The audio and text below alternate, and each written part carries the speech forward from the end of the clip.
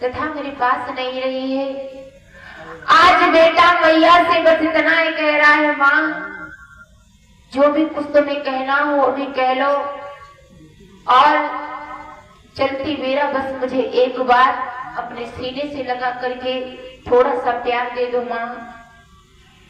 मैया ने जिस समय इतनी बात सुने हैं रो रही है, और इधर में जिस समय बेटे को सीने से लगाया रोहित ने अपने प्राणों को छोड़ दिया।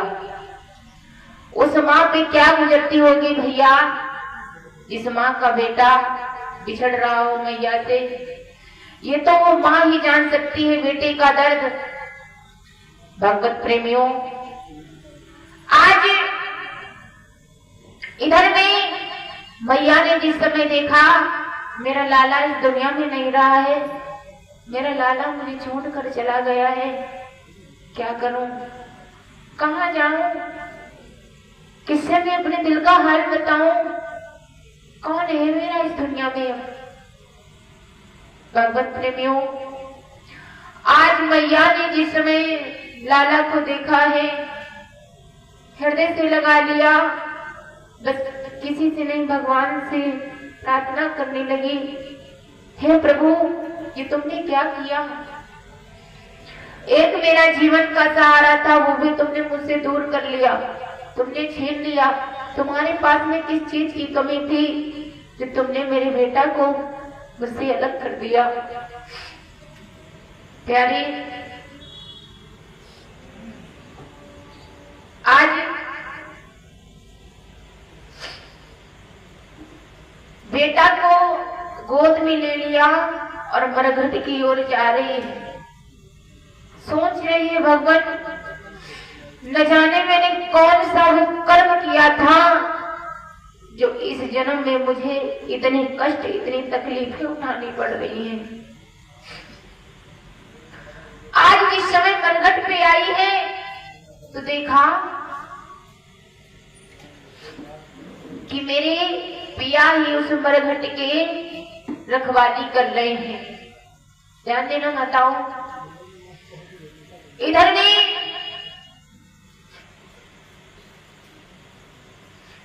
हुआ क्या, हरिश्चंद्र ने देखा, अरे देवी तुम, क्या हुआ बेटे को। भैया कहने लगी, स्वामी अब तुम्हारा बेटा इस दुनिया में नहीं रहा, लो संभालो अपने लाल को, इसका अंतिम संस्कार करो। राजा हरिश्चंद्र कहने लगे, नहीं देवी ऐसा मुझसे नहीं हो पाएगा। बोले क्यों।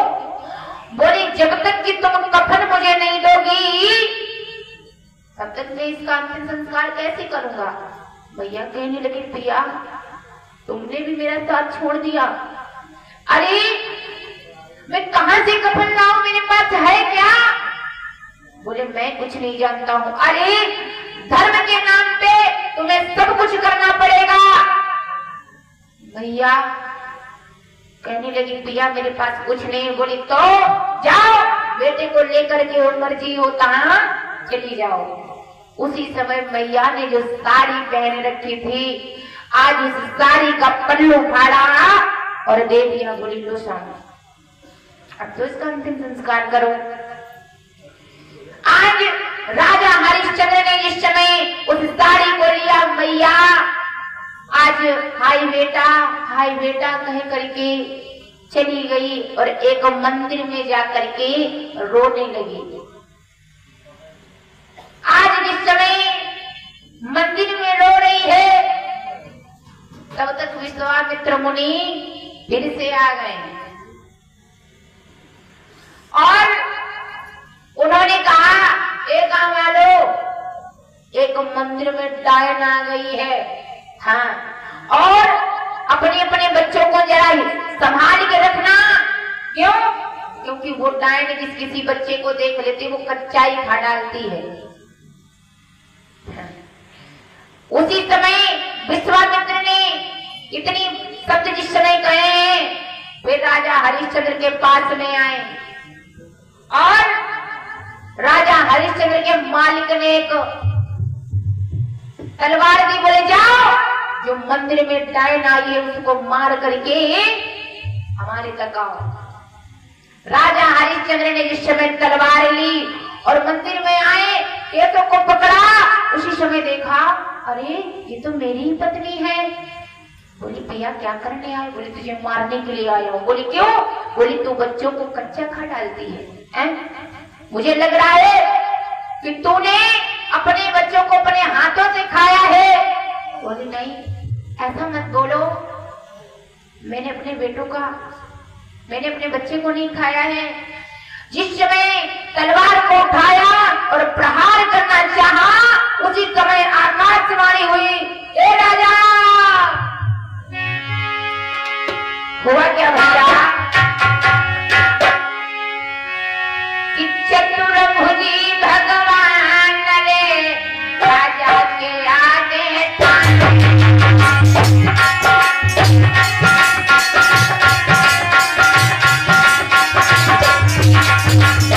भैया चतुर्भुजी भगवान रे राजा के आगे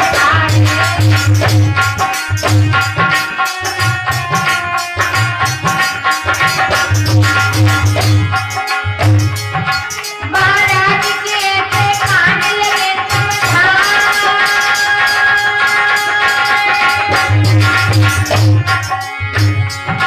और धन्य हो राजा, धन्य हो तुमने लीला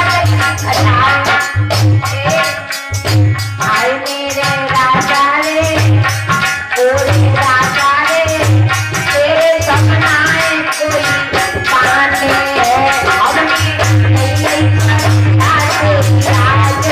राजा रे, तेरे सपनाए कोई पाने अपनी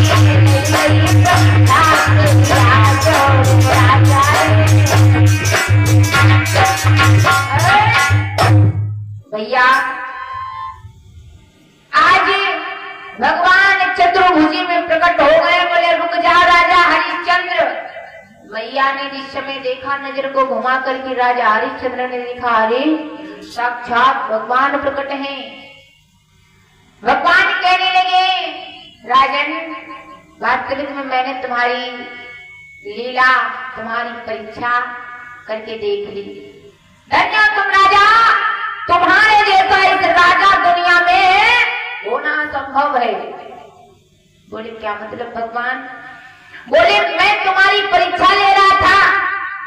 अरे जाओ, तुम्हारा राज सिंहासन राजपाट जाओ, सब संभालो जा करके।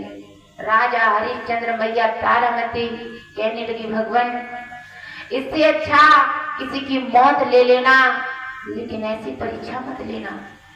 भगवान कहने लगी, भैया जरा अपने बेटे को आवाज लगाओ। जिस समय मैया ने आवाज लगाई, बेटा रोहित, उसी समय खेलता हुआ रोहित मैया के पास में आया। आज भैया राजा हरिश्चंद्र और मैया तारामती बेटा रोहित फिर से अपने राजधानी में चले गए, बड़े ही प्रेम भाव के साथ में रहने लगे।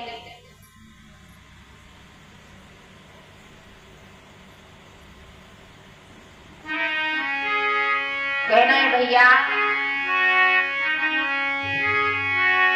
कि हरिश्चंद्र की